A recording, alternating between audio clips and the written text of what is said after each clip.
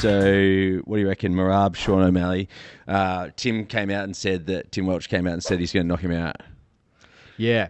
So this is an interesting one, and if you're looking at it from a punting or like an analysis point, for me, it's just to sit back and watch. Like I wouldn't get involved from a punting point of view, and that's because Sean O'Malley got to where he got to because his style is so flowy and it's so relaxed and it's so in line with like his personality that it just, when he clicks and he's on, right?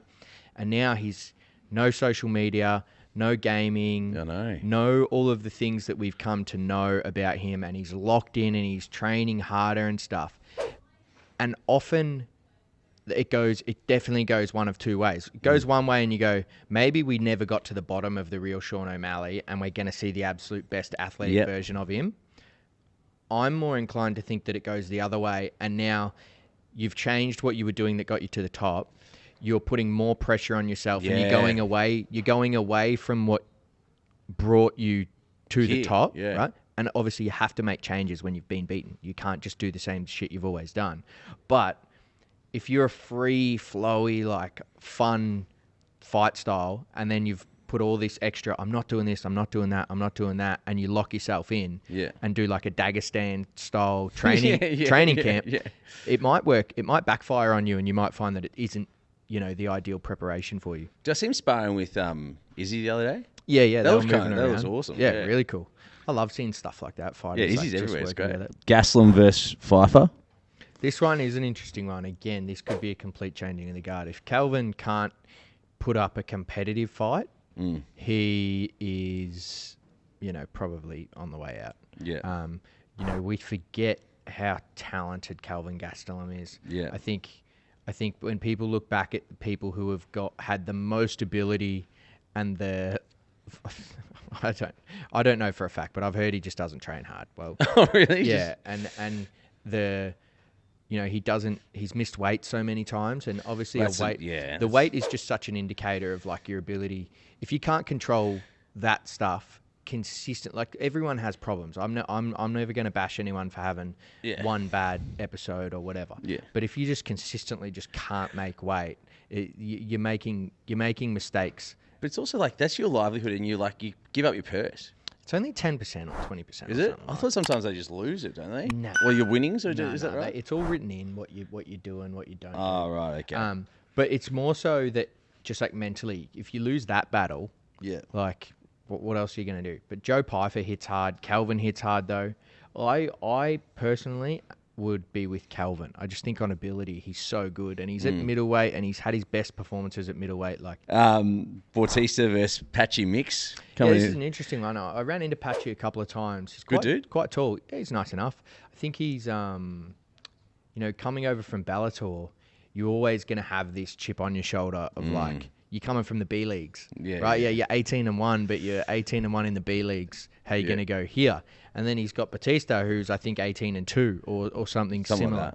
Like but he's been fighting in the majors, so it's interesting. The one thing I'll say about Patchy Mix is he's got a wicked style. Well, this thing is Bautista's coming off that win against Aldo, where it was so boring, and just held him up the cage, and a couple of shoulders here and there, but it was just like it's just no one wants to see that. I'm so upset at how they let Jose Aldo go. Yeah. Like he was my GOAT. Like he deserved the best retirement treatment out of pretty much any fighter who's ever fought, and to give him that fight and then he loses, and then knowing that he's nearing the end, and to give him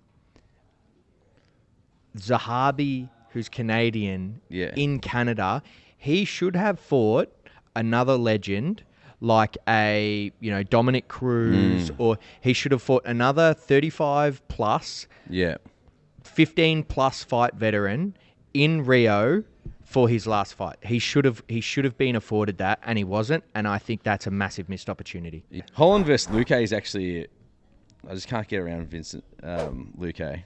Yeah. Holland, you just never know which Holland you're going to get. That's right. He just kind of, welterweight as well. I will say, Well, it's always better for him. It is as a pay-per-view card. It's a terrible pay-per-view card to punt into. Yeah, it's not like really. It's just like you've got so many 50-50 fights and so many fights with inconsistent form lines. Like guys who aren't necessarily on the up or on the down. You've got guys who are kind of like floating. Van vs Silva is actually a pretty good fight at the flyweight. I like Josh Van. He's like super aggressive. Then you got no one, Johnny Walker, Wayne Kong again. That actually will be good versus Lipsky. I know you're not a fan. And Killian Salkili. Yeah, Quillian's probably a shining light there. Good fight, 8-1 versus 8-1. Opening the card again. Opening the card. Quillian, I had a look at the stats, and from those of us who fought on the Sydney card at the start of the year, Quillian and Jim Crute are the only Aussies that have been booked again already. Yeah, right. So, like, I've been out with injury, but there's been guys who have been ready who still haven't been booked. That's insane. Yeah. Well, he's obviously got big raps on him. He's like, got the style. Quillian's very good. Well, like Tom Nolan hasn't been booked again either. Mm. And you think he's super keen to keep going. Yeah. Interesting cat, his manager. I'll have to tell you about having to talk to Elliot Compton. Oh, Big Compton. Yeah. Good on him.